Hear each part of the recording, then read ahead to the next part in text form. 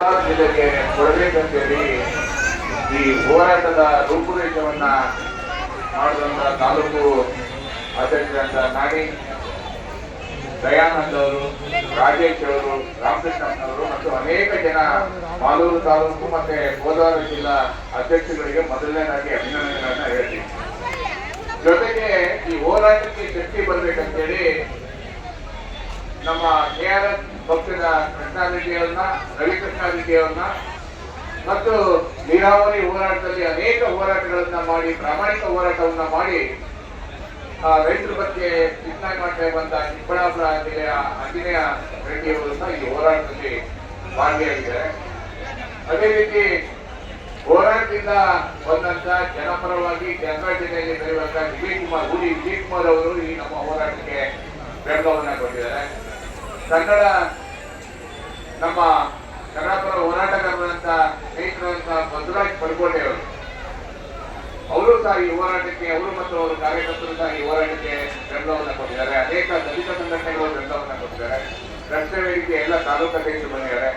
ಈ ಹೋರಾಟದ ರೂಪುರೇಷೆಯಲ್ಲಿ ಪ್ರಮುಖವಾಗಿ ಪಾಲ್ಗೊಂಡಂತ ನಮ್ಮ ಶಿವರಾಜ್ ಗೌಡ್ರು, ಜಗದೀಶ್ ಗೌಡ್ರು, ನಮ್ಮ ಅನೇಕ ಜನ ರಾಜ್ಯ ಪದಾಧಿಕಾರಿಗಳಾದಂತ ಅನೇಕ ಜನ, ನಮ್ಮ ಉಮೇಶ್ ಗೌಡ್ರು ಎಲ್ಲರೂ ಸಹ, ನಮ್ಮ ರಾಜಘಟ್ಟ ರವಿಯವರು ಸಹ ಈ ಹೋರಾಟದಲ್ಲಿ ಪಾಲ್ಗೊಂಡಿದ್ದಾರೆ. ಮತ್ತೆ ತಾಲೂಕು ಅಧ್ಯಕ್ಷರು, ಬೆಂಗಳೂರು ನಗರ ಪ್ರಧಾನ ಕಾರ್ಯದರ್ಶಿ ಜಯಂತ್ ಮತ್ತೆ ಗಂಧರ್ವ ಮತ್ತೆ ಎಲ್ಲ ಮಿತ್ರರು, ಎಲ್ಲ ತಾಲೂಕು ಅಧ್ಯಕ್ಷರು ಸಹ ಭಾಗವಹಿಸಿದ್ರ. ಸಂತೋಷ ಆಗುತ್ತೆ. ನಮ್ಮ ಆಂಜನೇಯ ರೆಡ್ಡಿ ಮತ್ತೆ ರವಿಕೃಷ್ಣ ರೆಡ್ಡಿ ಅವರು ಹೋರಾಟವನ್ನ ಭಾರಿ ಪ್ರಾಮಾಣಿಕವಾಗಿ ಅನೇಕ ವರ್ಷಗಳಿಂದ ನೀರಾವರಿ ಹೋರಾಟ, ಭ್ರಷ್ಟಾಚಾರದ ವಿರುದ್ಧ ಹೋರಾಟವನ್ನ ಮಾಡ್ತಾ ಬಂದಿದ್ದಾರೆ. ನಮ್ಮ ಕರ್ನಾಟಕ ರಕ್ಷಣಾ ವೇದಿಕೆಯಿಂದ ಬೆರಗೋಡು ಅಣೆಕಟ್ಟು, ಯರಗೋಡು ಅಣೆಕಟ್ಟಿಗಾಗಿ ಹೋರಾಟಗಳನ್ನ ಅನೇಕ ಸಂದರ್ಭದಲ್ಲಿ ಆ ನದಿ ನೀರನ್ನ ಈ ಭಾಗದ ಜನರಿಗೆ ಕುಡಿಲಿಕ್ಕೆ ನೀರನ್ನ ಕೊಡಿ ಅಂತ ಹೇಳಿ ನಮ್ಮ ಅನೇಕ ವರ್ಷಗಳಿಂದ ಕೋಲಾರ ಜಿಲ್ಲೆಗೆ ಹೋರಾಟವನ್ನ ನಾವು ಮಾಡ್ತಾ ಬಂದಿದ್ದೀವಿ. ವರ್ತೂರು ಕೆರೆ ನೀರು ಮತ್ತೆ ಎಲೆಮಲ್ಲಪ್ಪನ ಕೆರೆ ನೀರನ್ನ ಶುದ್ಧೀಕರಣ, 3ನೇ ಹಂತದ ಶುದ್ಧೀಕರಣವಾಗಿ ಮಾಡಿಕೊಡಿ ಕೋಲಾರ ಜಿಲ್ಲೆಗೆ ಅಂತ ಹೇಳಿ ಮೊದಲನೇದಾಗಿ ಪತ್ರಿಕೋಷ್ಠಿಯನ್ನ ಮಾಡಿ ಮಾಲೂರಿನಲ್ಲಿ, ಕೋಲಾರದಲ್ಲಿ, ಚಿಕ್ಕಬಳ್ಳಾಪುರದಲ್ಲಿ ಪ್ರೆಸ್ ಮೀಟ್ ಅನ್ನ ಮಾಡಿ 3 ಹಂತದಲ್ಲಿ ಶುದ್ಧೀಕರಣವನ್ನ ಮಾಡಿಕೊಡಿ ಅಂತ ಬೇಡಿಕೆಯನ್ನ ಇಟ್ಟಂತಕ್ಕಂತೆ ಕರ್ನಾಟಕ ರಕ್ಷಣಾ ವೇದಿಕೆ. ಆದ್ರೆ ಅದನ್ನ ಶುದ್ಧೀಕರಣ ಮಾಡದೇನೆ ಆ ಗಲೀಜ್ ನೀರನ್ನ ಇಲ್ಲಿ ಕೊಡೋದ್ರ ಮುಖಾಂತರ ಇಲ್ಲಿಯ ರೈತರ ಆರೋಗ್ಯದ ಮೇಲೆ ಮತ್ತೆ ಕೃಷಿಯ ಮೇಲೆ ಪರಿಣಾಮ ಬೀರುವ ರೀತಿ ಈ ನೀರನ್ನ ಕೊಡ್ತಾ ಇದ್ದಾರೆ. ಅಂದ್ರೆ ಕೋಲಾರ ರಾಜಕಾರಣಿಗಳಿದ್ದಾರೆ.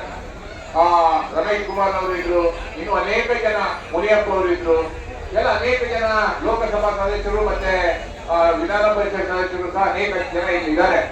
ಆದ್ರೆ ಅವರು ರಾಜಕೀಯವನ್ನ ಮಾಡೋದು ಬಿಟ್ರೆ ಈ ನೀರಿನ ಬಗ್ಗೆ ಗಮನವನ್ನ ಹರಿಸಿಲ್ಲ. ಶುದ್ಧ ನೀರು ಕೊಡುವಂತ ಕೆಲಸವನ್ನ ಇವತ್ತಿನ ತನಕ ಮಾಡಿಲ್ಲ ಅಂತ ತಪ್ಪಾಗಲ್ಲ ಅನ್ಸುತ್ತೆ.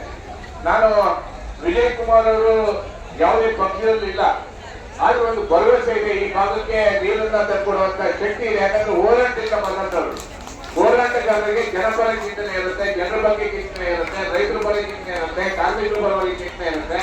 ಆದ್ರಿಂದ ಎಲ್ಲೇ ಹೋದ್ರು ಹೋರಾಟಗಾರರನ್ನ ಗೆಲ್ಲಿಸುವಂತ ಕೆಲಸ ಆಗುತ್ತೆ. ಎಲ್ಲೇ ಯಾವುದೇ ಭಾಗದಲ್ಲಿ ಜನಪರವಾಗಿ, ನಾಡಪರವಾಗಿ, ಕಾರ್ಮಿಕರ ಪರವಾಗಿ, ದೀನದಲಿತರ ಪರವಾಗಿ ಯಾರು ಇರ್ತಾರೆ ಹೋರಾಟಗಾರ, ಅವರು ರಾಜಕೀಯಕ್ಕೆ ಬಂದ್ರೆ ಖಂಡಿತವಾಗಲು ನಮ್ಮ ನಾಡು ಉದ್ಧಾರ ತಪ್ಪಾಗಲ್ಲ.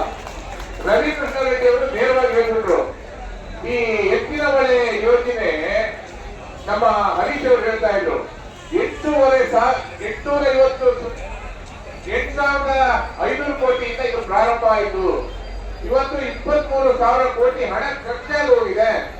ಇನ್ನು ಮತ್ತೆ ನೀಡಬೇಕಾಗಿರೋ 33,500 ಕೋಟಿ ಅಂತ 33,500 ಕೋಟಿ ಅನ್ನುವಂತ ಮಾತನ್ನ ಹೇಳ್ತಾ ಇದ್ದಾರೆ. ಇದನ್ನ ಸಿಬಿಐ ತನಿಖೆ ಮಾಡಬೇಕಾಗುತ್ತೆ. ಯಾವ್ಯಾವ ರಾಜಕಾರಣಿಗಳ ಜೋಗು ತುಂಬಿದೆ ಇದರಲ್ಲಿ, ಯಾವ್ಯಾವ ಕಾಂಟ್ರಾಕ್ಟ್ಗಳ ಜೋಗು ತುಂಬಿದೆ, ಯಾವ್ಯಾವ ಅಧಿಕಾರಿಗಳು ಎಲ್ಲೆಲ್ಲಿ ಜಮೀನು ತಗೊಂಡಿದ್ದಾರೆ, ಎಲ್ಲೆಲ್ಲಿ ಮನೆ ಕಟ್ಟಿದ್ದಾರೆ, ಯಾವ ತರ ಲೂಟಿ ಮಾಡಿದ್ದಾರೆ, ಇದನ್ನ ಸಿಬಿಐ ತನಿಖೆ ಮಾಡೋದ್ರ ಮುಖಾಂತರ ನೀವೇ ಬರ್ತಿದ್ದಂತ ಚಿಕ್ಕಬಳ್ಳಾಪುರ ಜಿಲ್ಲೆ, ನೀವೇ ಕೊಡ್ಬೇಕಂತ ಈ ಕೋಲಾರ ಜಿಲ್ಲೆ, ಈ ಎರಡು ಜನರ ಸ್ಥಿತಿ ಏನಾಗಿದೆ ಅಂದ್ರೆ ಈ ನೀರಿನ ಮೇಲೆ ತುಂಬಾ ಸತಿ 15 ವರ್ಷದಿಂದ MLA ಅಧಿಕಾರವನ್ನು ಅನುಭವಿಸ್ತಾ ಇದ್ದಾರೆ ವಿಧಾನಸೌಧದಲ್ಲಿ. ಇದನ್ನೆಲ್ಲ ನಾವು ಪ್ರಶ್ನೆ ಮಾಡಿಲ್ಲ ಅಂದ್ರೆ ಖಂಡಿತವಾಗಲೂ ಕೋಲಾರ ಮತ್ತೆ ಚಿಕ್ಕಬಳ್ಳಾಪುರ ಜನರನ್ನ ಏನ್ ಮಾಡ್ತಾ ಇದಾರೆ ಅಂತ ನೀವೇ ಹೇಳ್ತಾ ಇದ್ದೀರಾ, ನೀವೇ ನೋಡ್ತಾ ಇದ್ದೀರಾ. ಈ ಒಂದು ಹೋರಾಟವನ್ನು ಹಮ್ಮಿಕೊಂಡಿದ್ದಾರೆ.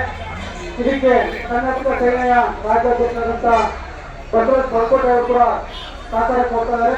ಹಾಗೆ ನಮ್ಮ KRS ಪಕ್ಷದ ರವಿಕೃಷ್ಣ ರೆಡ್ಡಿ ಅವರು ಕೂಡ ರಾಜ್ಯಾಧ್ಯಕ್ಷರು, ಅವರು ಕೂಡ ಬೆಂಬಲವನ್ನು ಕೊಟ್ಟಿದ್ದಾರೆ. ನಮ್ಮ ಕೋಲಾರ ಜಿಲ್ಲೆಯ ಆಂಜನೇಯ ರೆಡ್ಡಿ ಅವರು ಎಲ್ರಿಗೂ ಗೊತ್ತಿರುವಂಥದ್ದು ಹಲವಾರು ಕಾರ್ಯಕ್ರಮಗಳು, ಪ್ರತಿಯೊಂದು ಹೋರಾಟಗಳಲ್ಲಿ ಕೂಡ ಈ ಒಂದು ನೀರಿನ ವ್ಯವಸ್ಥೆಯಲ್ಲಿ ಅವರು ನಿರಂತರವಾಗಿ ಹೋರಾಟಗಳನ್ನು ಮಾಡ್ಕೊಂಡು ಬಂದಿದ್ದಾರೆ. ಹಾಗೆಯೇ ಇವತ್ತಿನ ದಿವಸ ಇವತ್ತು ಈ ಒಂದು ಹೋರಾಟನ ನಮ್ಮ ಜಿಲ್ಲೆಯಲ್ಲಿ ಮಾನವ ಪಾಲಕರು ಇಟ್ಕೊಂಡಿದ್ದಾರೆ. ಇದು ಅವಶ್ಯಕತೆ ಇರುವಂಥದ್ದು. ಯಾಕಂದ್ರೆ ಎಲ್ಲರೂ ಕೂಡ ಪ್ರತಿಯೊಂದು ಏನೋ ಕೇಳ್ತಾರೆ, ರೈತರಿಗೆ ಮುಖ್ಯವಾಗಿ ಬೇಕಾಗಿರೋದು ನೀರಿನ ವ್ಯವಸ್ಥೆ. ಆ ನೀರಿನ ವ್ಯವಸ್ಥೆ ರೈತರಿಗೆ ಇಲ್ಲ ಅಂದ್ಮೇಲೆ ಇನ್ನು ಏನ್ ಕೊಟ್ಟಿ ಅಂತ ಹೇಳ್ತಾರೆ ಸರ್ಕಾರಗಳು. ಇವತ್ತು ಸರ್ಕಾರಕ್ಕೆ ಅವ್ರಿಗೆ ಗೊತ್ತಿರಬೇಕು, ಈ ಒಂದು ಕೋಲಾರ ಜಿಲ್ಲೆ ಇಡೀ ರಾಜ್ಯದಲ್ಲಿ ಚಿನ್ನ ಕೊಡುವಂತ ಜಿಲ್ಲೆ, ರೈತರು ಬೆಳೆದಿರುವಂತ ತರಕಾರಿ ಇಡೀ ರಾಜ್ಯಕ್ಕೆ ಕೊಡುವಂತ ಜಿಲ್ಲೆ. ಇಂಥವ್ರು ಕೇಳೋದಲ್ಲ, ನಾವು ಅವ್ರಿಗೆ ಒದಗಿಸ್ಕೊಡ್ಬೇಕು ಅಂತೇಳಿ ಬರೀನೇನು ಕೇಳಲ್ಲ. ಅವ್ರನ್ನ ಸಾವಿರಾರು ರೂಪಾಯಿ ದುಡ್ಡು ಕೊಡಿ ಅಂತ ಕೇಳಲ್ಲ, ಇನ್ನೊಂದು ಕೇಳಲ್ಲ, ಕುಡಿಯಕ್ಕೆ ನೀರು ಕೊಡಿ, ವ್ಯವಸಾಯ ಮಾಡಕ್ಕೆ ನೀರು ಕೊಡಿ ಅಂತ ಮಾತ್ರ ಆ ಜನ ಭಿಕ್ಷೆ ಕೇಳ್ತಾರೆ. ಅದು ಕೂಡ ಕೊಡಕ್ಕಾಗಲ್ಲ ಈ ಸರ್ಕಾರಕ್ಕೆ. ಇದೆಂತ ಸರ್ಕಾರ? ಪ್ರತಿಯೊಂದು ನೋಡಿ ಇವ್ರು ಹೇಳ್ತಾರೆ, ಎಲ್ಲರೂ ಭಾಷಣದಲ್ಲಿ ಹೇಳಿದ್ದಾರೆ. ನಮ್ಮ ಜಿಲ್ಲೆಯಲ್ಲಿ ಇವತ್ತು ಬೆಂಗಳೂರಿಂದ ಮೋಲಿಗೆ ಹೋಗಂತ ನೀರನ್ನ ಬಿಟ್ಟು ಇವತ್ತು ಅದರಲ್ಲಿ ಜೀವನ ಮಾಡ್ತಾ ಇದ್ದಾರೆ. ಅದೇ ಇವತ್ತು ಮಳೆಗೆಲ್ಲ ಏನಾದ್ರು ಬಂದಿಲ್ಲ ಅಂದ್ರೆ ಇವಾಗ ಇರೋಂತ ಬೋರ್ವೆಲ್ ಕೂಡ ಈ ಒಂದು ಚರಂಡಿ ನೀರು ತುಂಬಿಕೊಂಡು ಕುಡಿಯೋಕ್ಕೂ ಕೂಡ ಆಗ್ತಾ ಇಲ್ಲ.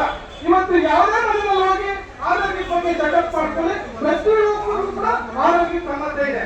ಏನಪ್ಪ ಇದು ನೀರಿನ ವ್ಯವಸ್ಥೆ ಅತಿಕ್ರಮಣದಿಂದ ಇದೆಲ್ಲ ತೊಂದರೆ ಆಗ್ತಾ ಇದೆ. ಹಾಗಾಗಿ ಸರ್ಕಾರ ಇದ್ರ ಬಗ್ಗೆ ಎಚ್ಚೆತ್ಕೊಂಡು ಆದಷ್ಟು ಬೇಗ ಕೋಲಾರ ಜಿಲ್ಲೆಗೆ ಬೇರೆ ಏನು ಕೊಡೋದು ಬೇಕಾಗಿಲ್ಲ, ನೀರು ಕೊಟ್ಟರೆ ಸಾಕು, ಅವ್ರ ಜೀವನ ಅವ್ರು ಮಾಡ್ಕೊಂತಾರೆ. ಹಾಗಾಗಿ ಸರ್ಕಾರ ಇದನ್ನ ಮುಂದಾಗಿ ಇದನ್ನ ಕ್ರಮ ತಗೊಳ್ಬೇಕು ಅಂತ ಈ ಮುಖಾಂತರ ನಾನು ಮಾತು ಮುಗ್ತಾ ಇದ್ದೀನಿ. ನಮಸ್ಕಾರ. ಈ ಹೋರಾಟಕ್ಕೆ ಯಾರೆಲ್ಲ ಬೆಂಬಲ ಕೊಟ್ಟಿದ್ದಾರೆ ಎಲ್ರಿಗೂ ಧನ್ಯವಾದಗಳು ಅಂತ ತಿಳಿಸಬೇಕು. ಈ ಒಂದು ಹೋರಾಟವನ್ನ ರೂಪಿಸಲಿಕ್ಕೆ ಸುಮಾರು ದಿನಗಳಿಂದ ಕೆಲಸ ಮಾಡಿರತಕ್ಕಂತ ಮಾಲೂರು ತಾಲೂಕಿನ ಎಲ್ಲ ಕನ್ನಡ ಸೇನಾನಿಗಳಿಗೆ, ಚಂಬೆ ರಾಜೇಶ್ ಅವರಿಗೆ, ದಯಾನಂದ್ರ ಅವರಿಗೆ ಮತ್ತು ನಮ್ಮೊಂದಿಗೆ ಇರ್ತಕ್ಕಂಥ ಶಿವರಾಜ್ ಅವರಿಗೆ ಮತ್ತು ಈ ಹೋರಾಟದಲ್ಲಿ ಇವತ್ತು ಭಾಗವಹಿಸ ಇದೆ. ಆದ್ರೆ ನೀರಿನ ನಾವು ಪಡ್ಕೊಂಡ್ವ? ಖಂಡಿತ ಇಲ್ಲ. ಇವತ್ತು ನೀರಿನ ಹೆಸರಲ್ಲಿ ಎಷ್ಟು ಖರ್ಚಾಗಿದೆಯಪ್ಪ ನಮ್ಮ ಕಣ್ಮುಂದೆ ಅಂದ್ರೆ 30,000 ಕೋಟಿ ರೂಪಾಯಿಗಳನ್ನ ಇವತ್ತು ನಮ್ಮ ರಾಜಕಾರಣಿಗಳು, ಅಧಿಕಾರಿಗಳು, ಗುತ್ತಿಗೆದಾರರು ನುಂಗಿ ನೀರು ಕುಡಿದಿದ್ದಾರೆ. ಏತಕ್ಕಾಗಿ? ಕೋಲಾರ, ಚಿಕ್ಕಬಳ್ಳಾಪುರ ಮತ್ತು ಬೆಂಗಳೂರು ಗ್ರಾಮಾಂತರ ಜಿಲ್ಲೆಗಳ ಜನರಿಗೆ ಶುದ್ಧವಾದಂತ ಕುಡಿಯುವ ನೀರನ್ನ ಪೂರೈಸ್ತೀವಿ ಅಂತೇಳಿ. ಆದ್ರೆ ಯಾರಾದ್ರೂ ನೀವು ನದಿ ನೀರನ್ನ ಯಾರಾದ್ರೂ ಕುಡಿದಿದ್ದೀರಾ? ಯಾರಾದ್ರೂ ಕುಡಿದಿದ್ರೆ ಅಂತಾಗಿ? ಯಾರು ಕುಡಿದಿಲ್ಲ. ಆದ್ರೆ ಸಾವಿರಾರು ಕೋಟಿ ರೂಪಾಯಿಗಳು ಮಾತ್ರ ನಮ್ಮ ಜನರ ತೆರಿಗೆ ಹಣ ಇವತ್ತು ಖರ್ಚಾಗ್ತಾ ಬಂದಿದೆ. ಇವತ್ತಿನ ಈ ಹೋರಾಟದ ಮುಖ್ಯ ಉದ್ದೇಶ ಏನು ಬೆಂಗಳೂರಿನ ತ್ಯಾಜ್ಯ ನೀರನ್ನ ಕೋಲಾರಕ್ಕೆ, ಚಿಕ್ಕಬಳ್ಳಾಪುರಕ್ಕೆ ಮತ್ತು ಬೆಂಗಳೂರು ಗ್ರಾಮಾಂತರ ಜಿಲ್ಲೆಗಳಿಗೆ ಕೆಸಿ ವ್ಯಾಲಿ ಹೆಸರಲ್ಲಿ, HN ವ್ಯಾಲಿ ಹೆಸರಲ್ಲಿ, ವೃಷಭಾವತಿ ವ್ಯಾಲಿ ಹೆಸರಲ್ಲಿ ಕೆಲವು ಕೆರೆಗಳಿಗೆ ಹರಿಸ್ತಾ ಇದ್ದೀರೋ ಅದನ್ನ ಮೊದಲು 3ನೇ ಹಂತದ ಶುದ್ಧೀಕರಣ ಮಾಡಬೇಕು. ಕೇಂದ್ರ ಸರ್ಕಾರದ ಗೈಡ್ಲೈನ್ಸ್ ಏನಿದೆ ಅದನ್ನ ಪಾಲಿಸಬೇಕು ಅನ್ನುವಂತ ಒತ್ತಾಯವನ್ನ ಇವತ್ತು ನಾವು ನಿಮ್ಮೆಲ್ಲರ ಬೆಂಬಲದೊಂದಿಗೆ ಇವತ್ತು ಸರ್ಕಾರಕ್ಕೆ ಮನವಿ ಮಾಡ್ತಾ ಇದ್ವಿ.